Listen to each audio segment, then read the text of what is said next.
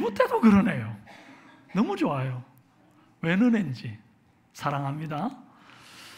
자, 죄와 더러움을 씻는 셈이라는 제목으로 오늘 함께 은혜 나누겠습니다. 하나님은 본질상 거룩하십니다. 성결하십니다.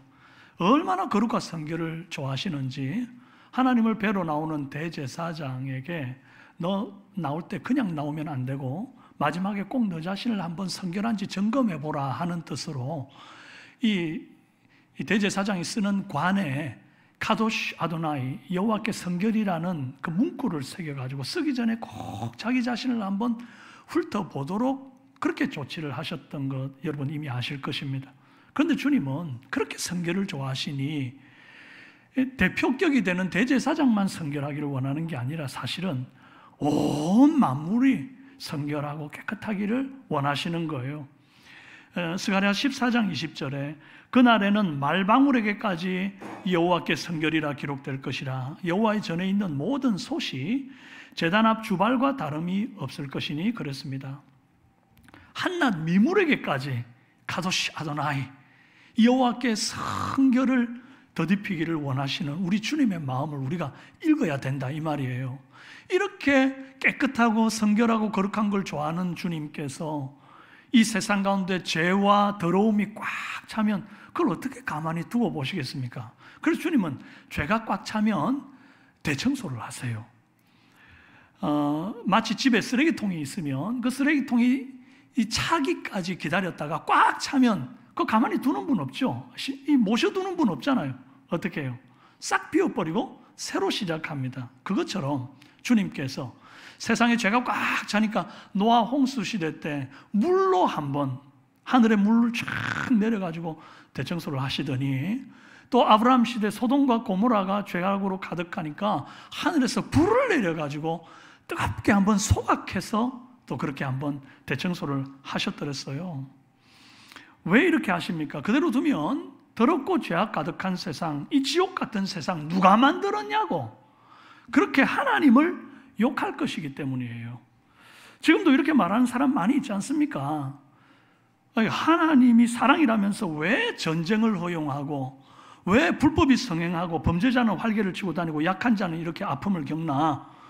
그러면서 섣부른 오답을 내리죠. 하나님이 없거나 아니면 하나님이 있어도 사람의 아픔과 시련을 그냥 관조하는 악취미가 있는 분이다. 이런 식으로 하나님 탓을 하는 겁니다. 그러나 야고보서 1장 14, 15절에 오직 각 사람이 시험을 받는 것은 자기 욕심에 끌려 미혹됨이니 욕심이 잉태한 즉 죄를 낳고 죄가 장성한 즉 사망을 낳느니라 그랬습니다. 내가 욕심에 끌려 미혹되었고 이 욕심에 끌려 미혹된 자들이 같이 모여서 그냥 그렇게 사망을 낳으니까 세상이 죄와 더러움으로 가득한 거예요. 누구를 탓하느냐 이 말이에요. 하나님이 이 땅 지으시고 사람에게 청지기의 역할을 맡겼지 않습니까? 너는 생육하고 번성하고 땅에 충만하고 땅을 정복하고 땅을 다스릴지니라. 그러면 그 책임을 맡은 자답게 이 땅을 정말 정결하게 성결하게 관리했어야 되는데 인생이 먼저 욕심으로 죄를 짓고 세상을 더럽혀 버리니까 세상이 이 지경이 된 거죠. 그러나 이 죄와 더러움에 빠진 인간을 이 세상을 스스로 정결케 하고 깨끗하게 할 방법이 없는 것을 우리 주님이 아시기 때문에 주님이 직접 발 걷어 붙이시고 대청소를 하시는 겁니다. 노아 시대 홍수 때 한 번, 또 아브라함 시대 불로 한 번, 그 다음에는 어떻게 그러면 청소를 하시는가? 전쟁을 통해서 이 청소를 하셨어요. 애굽과 가나안에 우상을 섬기고 음란한 세상 문화, 죄악 문화로 가득했습니다. 하나님이 이스라엘을 출애굽시키면서 애굽에 있는 이 온갖 우상들 10가지 재앙을 내리면서 싹 청소를 해버려요. 또 가나안 땅에 들어가게 하시면서 가나안 땅을 정복하여 그 땅에 있는 바알가세라 우상을 싹 제거하시고 그 악한 백성들을 몰아내시는 겁니다. 그러고는 그 땅을 하나님을 경외하는 백성들에게 줘버리시는 거예요. 대청소하신 거죠. 그런데 세월이 흘러 택한 백성 이스라엘이 이 가나안의 우상을 가지고 와가지고 섬기기 시작하고 죄악 가운데 더러워지기 시작한 겁니다. 그래서 하나님께서 경고를 하셨죠. 옛 선지자들을 보내가지고 너희들 계속 이런 식이면 조만간 내가 대청소 들어간다. 내가 대청소하면 어떻게 하는지 알지? 그러기 전에 너희 속에 있는 죄와 더러움을 씻어라. 그렇게 주님께서 여러 번 선지자를 통해 말씀하셨어요. 그런데 계속 안 씻으니까 어떻게 합니까? 강제 집행을 하시는 겁니다. 대부분의 어린아이들이 목욕하기를 싫어하죠. 저희 집 애들도 그랬습니다. 하루 종일 땀 흘리고 놀아가지고 이제 저녁에 자기 전에 얘들아 이제 자야 될 때가 됐으니까 들어와라 목욕하자. 그러면 그 한 번에 들어오는 경우가 없어요. 도대체 누구를 닮은 거죠? 아빠 닮았습니다. 다 저를 닮았습니다. 제가 어릴 때 딱 그랬어요. 저희 할머니가 저녁에 빨간 그 고무다라이에다가 물 받아 놓고 동호아 씻자 그러면은 제가 그렇게 안 씻었어요. 그랬더니 제가 그때도 참 자주 들은 얘기인데 도대체 누구를 닮아서 네가 이렇게 더럽노? 아유 떼국물이 줄줄 흐르네. 까마귀가 행님하겠다. 제가 그 소리를 늘 들었는데 이제는 제가 우리 애들한테 아유 도대체 까마귀가 행님하겠다 이리 와라 그러더라고요. 여러분 좀 더럽고 뭐 그래도 내가 더러운 거 아니잖아요. 애가 더러운 거잖아요. 안 씻기면 어때요? 그냥 내버려 두지. 근데 왜 억지로 붙잡아서 씻깁니까?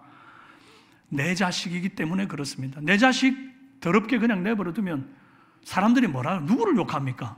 부모를 욕하잖아요. 그러면 이스라엘이 그랬어요. 하나님을 믿는다면서 온갖 우상을 섬기고 비윤리적인 행동으로 자기를 더럽히니까 세상 사람들이 누구를 욕하겠어요? 아이고 여호와를 믿는다더니 저놈들 저러네. 그러면서 하나님을 욕할 거 아니에요. 그래서 여호와께서 여호와의 이름을 위하여 자기 자녀들을 깨끗하게 씻기시는 거죠. 그래서 이 이스라엘 백성들을 대청소하시는데 아수르와 바벨론을 보내가지고 전쟁을 통해서 그 땅에서 싹 몰아내고 시련을 줘가지고 청소를 하는 겁니다. 왜요? 택한 주님의 자녀이기 때문에 주님이 씻기시는 거죠. 1절에 그날의 죄와 더러움을 씻는 셈이 다윗의 족속과 예루살렘 주민을 위하여 열리리라. 모든 사람을 위해 열린 셈이 아니라는 겁니다. 다윗 족속과 예루살렘 주민을 위하여 열린 셈이다. 그렇다는 것은 그럼 유대인만 씻어서 회개케 하고 구원하시겠다는 건가? 아니에요. 하나님 말씀 전체 맥락에 어긋나잖아요. 여러분 예수님이 자기가 십자가에 죽으시고 부활하신 이후에 하신 말씀이 있습니다. 누가복음 24장 47절 또 그의 이름으로 죄 사함을 받게 하는 회개가 예루살렘에서 시작하여 모든 족속에게 전파될 것이 기록되었으니 그랬어요. 이 말씀을 이제 아까 스가랴 말씀과 비교해 보면 죄와 더러움을 씻는 셈이 혈통적으로 다윗의 족속과 예루살렘 주민에게 열려서 시작하는데 거기서 끝나는 게 아니고 거기서 시작해서 모든 족속 가운데 부름받은 영적 다윗 자손, 영적인 이스라엘 된 주님의 자녀들, 저와 여러분들에게 열린 줄로 믿으시기를 바랍니다. 아멘이십니까? 그렇다면 이 죄와 더러움을 씻는 샘물은 또 뭡니까? 요한복음 4장 14절에 내가 주는 물을 마시는 자는 영원히 목마르지 아니하리니 내가 주는 물은 그 속에서 영생하도록 솟아나는 뭐가 되리라? 샘물이 되리라. 보세요. 누가 샘물이에요? 예수님이 샘물이에요. 이 예수님을 먹고 마시는 자, 이 예수님께 내 더러운 죄악의 옷을 빠는 자, 그가 곧 죄와 더러움을 씻은 자고 예수 그리스도의 보혈에 그 옷을 빤 자고 거룩한 세마포 옷을 입은 자인 거예요. 오늘 본문을 보면 주님이 1차적으로 이 바벨론 포로에서 귀환한 유다 백성들을 깨끗하게 씻기려고 하십니다. 도대체 그들에게 어떤 죄와 더러움이 있길래 대대적으로 씻는 그 날을 예언하십니까? 처음부터 하나씩 이 주님의 대청소하는 방식들을 좀 살펴보기를 원해요. 청소 1단계 주변을 정리하라. 우상 정리. 다 읽어보세요. 시작. 네, 바벨론 포로에서 귀환한 유다 백성들이 귀환하자마자 여호와의 성전 재건에 힘을 썼습니다. 그런데 사마리아 사람들이 자꾸 이걸 방해해가지고 16년 동안 성전 짓던 것을 중단해버린 것 여러분 이미 앞선 설교를 통해서 다 들어 아시죠? 그 시기에 이 이스라엘 백성들이 과거 바벨론 포로 생활할 때 했던 이 죄악된 습관들을 다시 행하기를 시작했습니다. 성전을 팽개치고 자기 집 예쁘게 꾸미는 판벽하는 짓을 하고, 또 먹고 살 길이 없는 가난한 약한 백성들 고리대금 사채놀이하고, 또 이 자식을 종으로 파는 아주 몹쓸 짓을 했어요. 심지어 바벨론 우상까지 가지고 와가지고 은밀하게 섬기는 짓을 했습니다. 스가랴 10장 2절, 드라빔들은 허탄한 것을 말하며 복술자는 진실하지 않은 것을 보고 거짓 꿈을 말한즉 그 위로가 헛됨으로 백성들이 양같이 유리하며 목자가 없으므로 곤고를 당하나니 그랬습니다.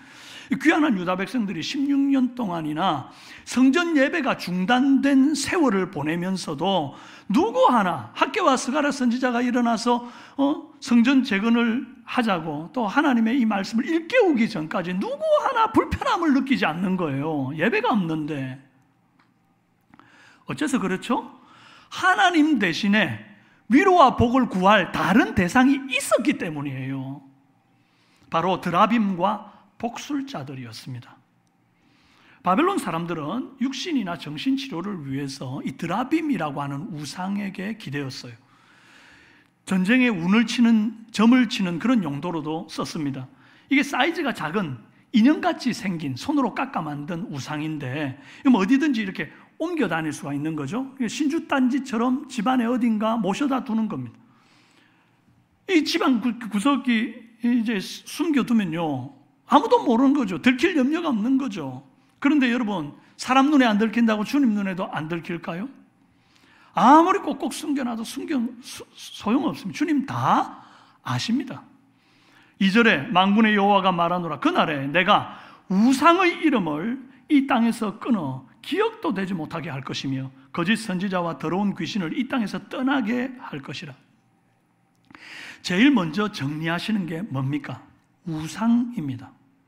그럼 우상을 섬기는 것은 10계명으로 보면 1계명과 2계명, 제일 큰 계명, 제일 중앙 계명을 범한 거예요. 제일 더러운 쓰레기고 제일 근원적인 쓰레기입니다. 하나님을 부정하고 그 자리에 내가 하나님이다 하고 앉아 있는 거니까 그 우상이야말로 제일 심각한 쓰레기예요. 제가 서울에서 사역할 때에 제가 담당하던 교구의 권사님으로부터 어느 날 전화를 한 통 받았습니다. 목사님, 우리 딸이 지금 자녀를 낳았는데 손녀가 지금 나왔는데 희귀병이 있어가지고 지금 중환자실에 있어요. 목사님 기도해 줘야 돼요. 목사님 와서 신방 예배 좀 드려줘. 그래가지고 신방을 갔죠. 예배 드리고 기도하고 이렇게 나오려는데 권사님이 저를 붙들더니 목사님, 거북이 좀 버려주세요. 이게 무슨 소린가 했어요. 거실에 제 몸뚱아리만한 큰 거북이가 하나 있는 거예요. 근데 이게 그 남편이 원양 상선을 타신 분인데 해외에 다녀오면서 그 어떤 그 나라의 그 부족들이 신으로 섬기는, 그래서 이제 집안에 그것을 두고 들어오고 나가면서 그 등껍질을 이렇게 쓰담쓰담 문지르면 복이 들어오고 돈이 들어오고 질병을 막아주고 액을 막는다, 그런 어떤 얘기가 있어가지고 남편도 크리스찬인데 그걸 사온 거예요. 그럼 그 집안 식구들이 아무렇지도 않게 집안을 들락날락 할 때마다 그 권사님을 비롯해서 다 들어가며 만지고 들어오며 만지고 그냥 등껍질이 반질반질해요. 그런데 지금까지 아무렇지도 않았는데 손녀가 태어났는데 희귀병이 생겨가지고 중환자실에 들어가 있고 그를 위해서 기도하다가 보니까 갑자기 마음에 하나님께서 큰 죄책을 주시더라. 내가 하나님 말고 다른 것을 지금 이렇게 자꾸 섬기고 기대니까 하나님께서 나 정신 차리라고 이런 시련을 주시는구나. 그게 깨달아져가지고 이걸 치워야겠는데 겁이 나서 못 치우겠대. 아니, 우상이 뭔데 그걸 겁을 내냐고요. 그래서 목사님 치워주세요. 아이고, 알겠습니다. 저주가 임하면 나한테 다 임하라 하세요. 그러고는 저 들고 나가가지고 쓰레기 봉지 있죠. 큰 걸 하나, 이게 작은 거엔 들어가도 안 해. 제일 큰 쓰레기 봉다리를 하나 사가 그걸 갖다 쳐놓고 그 위에다가 쓰레기, 그 봉지 얼마나 아까워요. 봉지 값이 더 아까워. 그래서 다른 쓰레기를 꽉꽉 채워가지고 쓰레기통에 갖다 버렸어요. 여러분, 우상은 공들인, 돈 들인 쓰레기예요. 제일 심각하고 제일 원흉이 되는 쓰레기다 이 말이에요. 그게 알고 보니까 그 권사님 집에 있는 드라빔 같은 겁니다. 여러분 가정에는 혹시 그런 거 없나요? 주님은 유다를 청소하실 때에 근원을 향해서 직진하셨어요. 가장 근원적이고 가장 더러운 원흉인 우상을 이 땅에서 끊어가지고 기억도 못하게 하겠다. 그런데 여기서 우상의 이름들에 사용된 이 원어가 쉐모트 하차빔이라고 하는 단어인데 이게 다 복수형으로 쓰여졌어요. 그러니까 우상들과 그 이름들이라고 해야 정확한 겁니다. 우상은 하나만 있는 게 아니죠. 다수의 우상들이 존재할 수 있는 겁니다. 세상에는 내가 하나님이다 대놓고 아예 그냥 어떤 그 이름만 되면 아는 종교의 우상들이 있고, 그 외에도 집안에 아까 그 권사님 집에 있는 거북이처럼 어떤 은밀하게 뭐 자꾸 내 마음을 기대고 하나님도 섬기지만 꼭 그것도 문질러야 마음이 편안하고, 차에 뭐 하나 걸어놓고 그거 안 보면은 이 차가 막 사고 날 것 같고 막 이런 것들이 다 드라빔 같은 것들이 다 우상들이에요. 그것뿐만입니까? 하나님보다 더 의지하는 돈, 사람, 술, 자기 경험, 지식들 이런 것들이 다 좋은 건데 하나님보다 더 의지하는 순간 우상이 되는 것들. 여러분은 주변 정리, 우상 정리 잘 되어 계시죠? 주님께서 팔 걷어붙이고 나서기 전에 주님, 저는 이미 다 정리했습니다. 자신 있게 말할 수 있는 우리 삼성교회 성도님들 다 되시기를 바랍니다. 청소 2단계, 가짜를 정리하라, 이미테이션을 정리하는 것입니다. 읽어봅시다.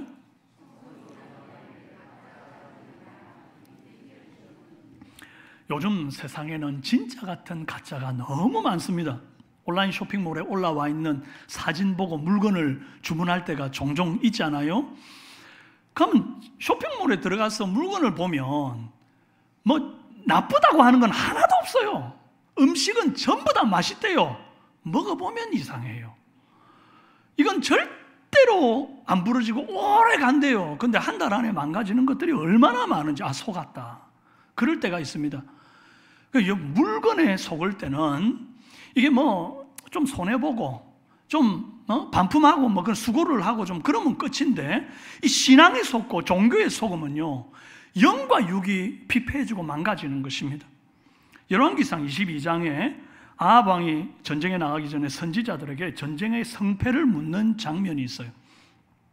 많은 그 당시 거짓 선지자들이 있어요. 모든 선지자들이라는 자들이 다 이 아합 왕 듣기에 좋은 말을 아니까 하나님이 주신 말인 것처럼 살짝 포장을 해가지고 여호와께서 말씀하시는데, 왕이시여, 아합 왕이시여, 이 길르앗 라못 전쟁에 가면 백전백승한답니다 막 이러는 거예요. 그런데 딱 한 사람, 이 미가야 선지자는 왕이 올라가면 반드시 거기서 죽을 겁니다. 아주 흉한 예언을 했단 말이에요. 그냥 사람들이, 그 왕도 저거 거짓 선지자 저 혼자 딴소리 하네 이랬고, 다른 선지자들도 와가지고 막 미가야 뺨을 치고 옥에 가두고 고생의 떡과 물을 마시게 하고 막 이랬단 말이에요. 그런데 막상 전쟁이 일어나고 그 전쟁에 왕이 출정을 했는데 뚜껑 열어보니까 그 좋은 소리 했던 선지자들이 다 가짜고 미가야가 진짜였단 말이죠. 결국 그 왕이 전쟁터에 나가서 죽었습니다. 왕만 죽었겠어요? 전쟁에 나간 얼마나 많은 사람이 죽었겠어요? 여러분, 신앙에 속으면, 종교에 속으면 몸도 죽고 영도 죽어요. 온갖 이단들이 지금 판을 치잖아요. 신천지, 뭐 여호와의 증인, 하나님의 교회. 거기가 막 진짜인 줄 알고 갔는데 이 산이 아닌가 봐요. 천국 갈 줄 알았는데 지옥 문 앞에 서 있는 자기를 발견할 때 얼마나 이게 참, 이 땅의 찰나 같은 삶도 허무하고 영원토록 지옥에서 고통받을 테니 그것도 안타까운 일이고, 참 여러분, 선지자 감별이 이렇게 어려운 거예요. 그런데 모든 사람들이 다 속아도 절대 거짓 선지자에게 속지 않는 두 명이 있습니다. 하나는 거짓 선지자의 부모예요. 여러분, 부모는 자식이 아무리 똑같이 생겨도 다 알아요. 쌍둥이 아무도 구별 못하는데 부모는 웃는 모습, 걸음걸이, 말소리, 심지어 숨소리만 들어도 얘가 누군지 안 돼요. 저는 쌍둥이 안 낳아봐서 모릅니다만 쌍둥이 가진 부모들은 다 안 돼요. 그래서 주님이 이 죄악된 백성들의 마음을 씻을 때 부모들의 마음을 제일 먼저 씻으시는 겁니다. 자녀가 거짓 선지자 노릇 계속 하면서 회개 안 하고 거짓된 예언을 하면 3절에 그 낳은 부모가 그에게 이르기를 네가 여호와 이름을 빙자하여 거짓말을 하니 살지 못하리라 하고 낳은 부모가 그가 예언할 때 칼로 그를 찌르리라 그랬습니다. 내 아들이 거짓 선지자라는 사실을 남들은 몰라도 부모는 알았거든요. 그런데 그동안 눈 감아준 거죠. 양심에 화인 맞은 거예요. 부모도 똑같았던 거예요. 그런데 이 부모의 심령에 하나님께서 이 죄와 더러움을 씻는 셈으로 회개를 시키시니까 이 부모가 회개하고 나니까 자식의 그런 잘못된 이 신앙을 두고 볼 수가 없는 거죠. 그래서 자식을 향한 비장한 각오를 하는 겁니다. 하나님을 욕되게 하며 살 바에는 차라리 죽는 게 낫다고 칼을 뽑아 자식을 찌르는 비장한 결단을 하는 부모가 나오는 거예요. 맞습니다, 여러분. 내 자녀가 진짜 신앙 고백을 하는 사람인지 가짜 신앙 고백을 하는 사람인지 부모는 알아요. 내 자식이 진짜 신앙생활 하는지 가짜 종교생활 하는지 부모는 안 되니까요. 목사도 모르고 전도사도 모르고 성도도 모르는데 부모는 알아요. 스스로 속이지 마십시오. 그래도 우리 애가 부활절이나 크리스마스 절기 때는 교회 나가잖아요. 아이고 신앙생활 하는 것으로 봐주세요. 그럴 수 있습니까? 1년 중에 4월 초파일 부처님 오신 날만 절에 가는 사람하고 도대체 뭐가 다릅니까? 진심으로 주 앞에 회개하고 은혜 받은 부모라면 내 자식의 경건과 거룩을 위해서 회초리를 뽑든 칼을 뽑든 둘 중에 하나는 뽑아야 된다 이 말이에요. 부모가 자식을 치는 거 그거 얼마나 가슴 아픈 일이고, 부모가 자기가 아픈 것보다 자식을 때리면 더 아픈 거 아닙니까? 그럼에도 불구하고 말씀대로 자식을 엄하게 훈계하는 부모야말로 자식을 영적으로 구원해내고 살리는 은혜가 있는 줄로 믿습니다. 우리 삼성의 부모들은 자녀의 영혼을 살리는 부모 되시기를 바랍니다. 모든 사람들이 다 속아도 절대 이 거짓 선지자에게 속지 않는 다른 하나는 거짓 선지자 자신입니다. 남들은 속일 수 있어도 자신은 못 속이죠. 주님께서 예루살렘을 청소하시는 그날이 되면 거짓 선지자 당사자들의 마음에도 주님께서 변화를 주시겠다, 씻어 회개케 하시겠다 이거. 그렇게 되면 4절에 거짓 선지자들이 자신의 거짓된 예언을 스스로 부끄러워하게 된대요. 사람을 속이기 위해서 선지자도 아니면서 엘리야 선지자처럼 가죽옷 뒤집어 엎어쓰고 마치 선지자입네 하는 그런 가식적인 행동을 부끄러워하게 될 거라는 거예요. 그리고 스스로 자백하기를 나는 선지자가 아니라 농부 출신이다. 내 팔에 있는 이 상처는 사역의 흔적이 아니라 친구 집에서 놀다 생긴 상처다. 그러면서 거품 빼고 기름기 쏙 빼고 과장 없이 솔직하게 이 자신의 신앙을 밝히겠다. 자신의 신앙의 수준을 그대로 드러내겠다. 그렇게 말하는 겁니다. 예나 지금이나 많은 사람들이 이 자기를 자꾸 포장하고 과장하기를 즐겨요. 내가 꾼 꿈이 마치 인류를 구원할 어떤 예견할 그런 꿈인 것처럼 얘기합니다. 내가 얼마 전에 꿈을 꿨는데 말이야 이러면 그 꿈 얘기를 듣는 사람들이 그 사람 정말 신령한 사람이야 이렇게 받들어 주기를 바라는 거죠. 내가 아는 지식이 세상을 바꾸는 열쇠가 될 것처럼 포장합니다.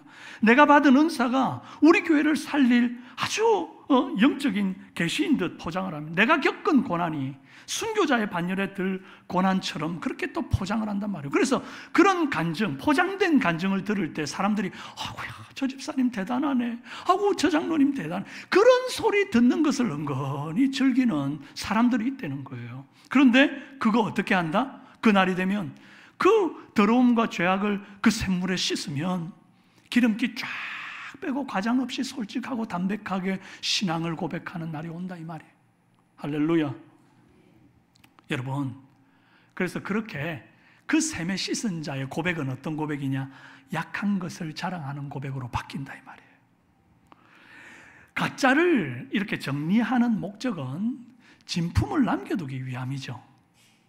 주님께서 진품 성도를 가려내기 위한 방법으로 목자를 치는 고난을 주겠다 이렇게 말씀하셨습니다. 7절에 만군의 여호와가 말하노라 가라 깨어서 내 목자 내 짝된 자를 치라. 목자를 치면 양이 흩어지려니와 작은 자들 위에는 내가 내 손을 들이우리라. 이 말씀은 예수님 오셔서 십자가에 죽으실 때 성취된 말씀입니다. 마가복음 14장 27절에 예수께서 제자들에게 이르시되 너희가 다 나를 버리리라. 이는 기록된 바 내가 목자를 치리니 양들이 흩어지리라 하였음이니라. 여러분, 하나님이 왜 목자를 치면 양이 흩어질 줄 알면서 목자를 칩니까? 목자를 보호하려면 양을 보호하려면 목자를 안 쳐야지. 목자를 붙들어 줘야지. 왜 치냐고요? 양들이 흩어진 이후의 모습을 보면 진짜 양인지 가짜 양인지 구별이 되기 때문이에요. 그러면 어떤 양이 진짜 양인가? 좀 전에 아까 7절 끝에 뭐라 그랬어요? 작은 자들 위에는 내가 그 손을 들이우리라. 목자를 치면 양들이 흩어지는데 작은 자들 위에는 내가 그 손을 들이우리라. 작은 자, 작은 양, 이게 진짜예요. 진짜.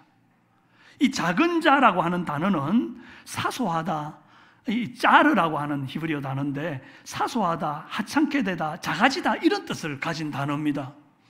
그러니까 너무 하찮고 작아서 목자가 없으면 못 사는 작은 양, 그 작은 양에게 주님이 손을 들이운다 이 말이에요.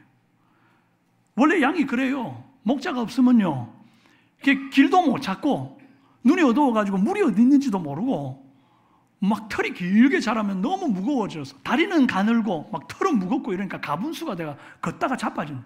그러면 스스로 일어날 능력도 없고, 그래서 목자가 이렇게 줘야 일어난다는 거예요. 안 그러면 그대로 있다가 이게 피가 안 통해가지고 죽는 수도 있답니다.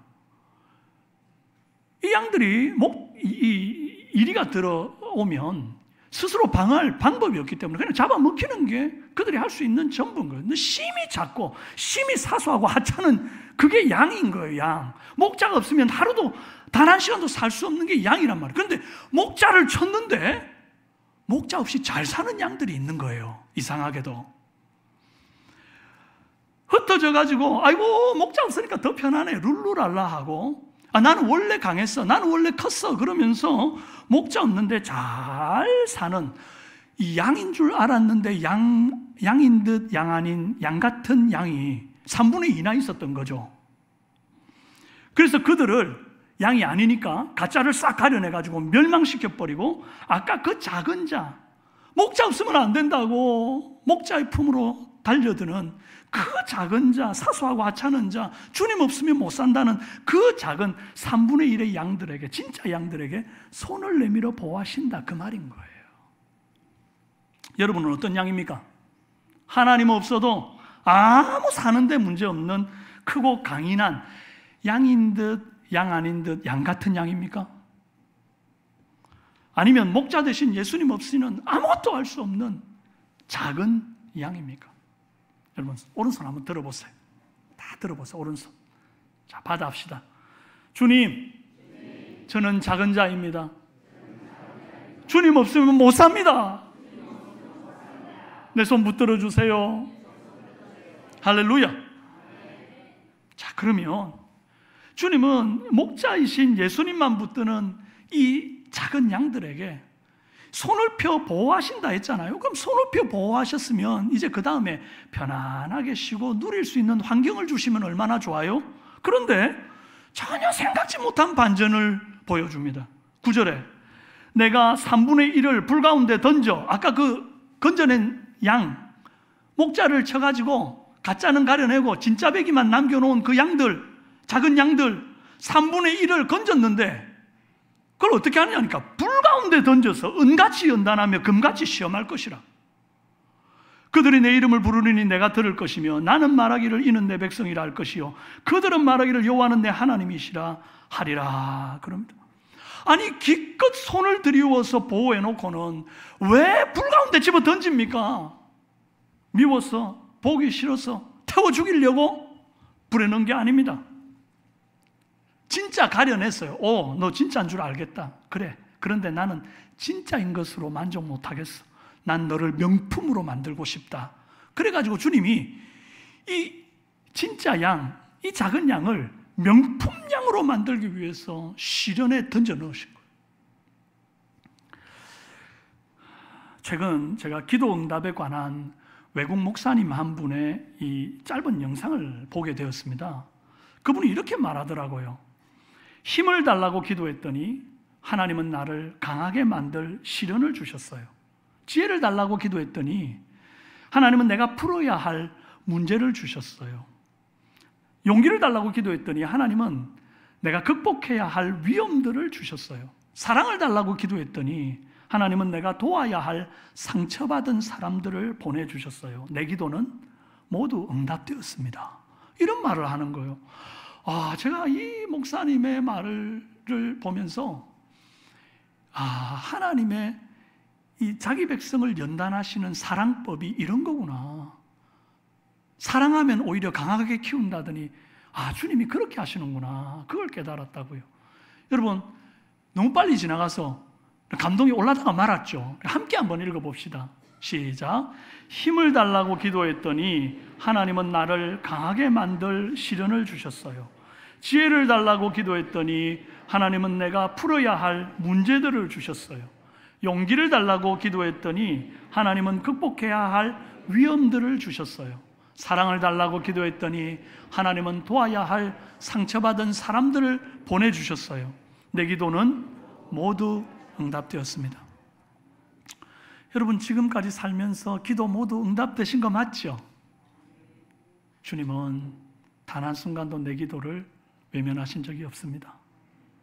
단지 저와 여러분들을 편안하고 안락하기를 바랬지만 시련 속에 던져 넣었던 것은 여러분들이 진짜 양이기 때문에 더욱 명품으로 만들고 싶어서 여러분들을 고난 속에, 시련 속에 던져 넣었다는 사실을 기억하시기를 바랍니다.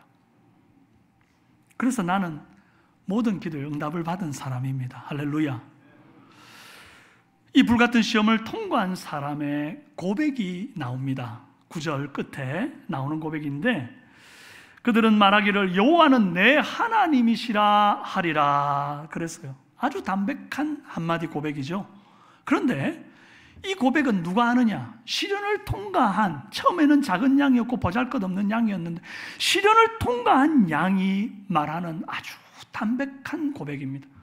아까 거짓 선지자들처럼 거창하고 과장되고 거품 있고 기름기 있는 그런 고백하고 달라요. 아주 담백해요. 뭐라고요? 여호와는 내 하나님이시라. 여러분, 이 말이 아무것도 아닌 것 같아도 이 한마디 말을 고백하기 위해서 우리 믿음의 선배들이 순교의 길을 걸었습니다. 어떤 사람은 여호와는 내 하나님이시라는 말을 하면 고난당할까 봐 비굴하게 신앙을 버린 사람들도 있었다고요.